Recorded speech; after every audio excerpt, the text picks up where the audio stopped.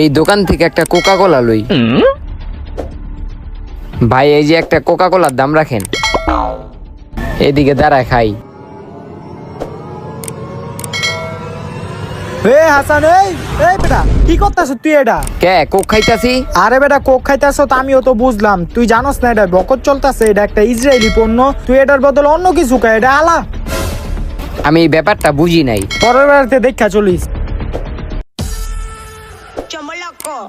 এ ফয়সাল, আমি বাটার থেকে জুতা কিনছি। কি তুই আবার বাটার জুতা কিনছ? হ্যাঁ, তোরা আমি কতবার কমু যে এই যে পণ্য বয়কট চলতেছে, তুই এই জুতা খোল, জুতা খোল। এডিও কি ইসরায়েলের পণ্য? বাটা ও ইসরায়েলের পণ্য, এটাও বয়কট চলতেছে।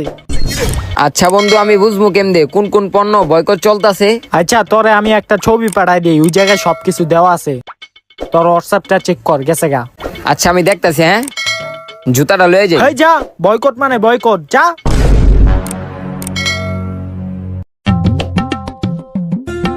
কি রে, এটা ফয়সালে না? ওই দিয়ে আইফোন চলাইতাছে। এটা হালা।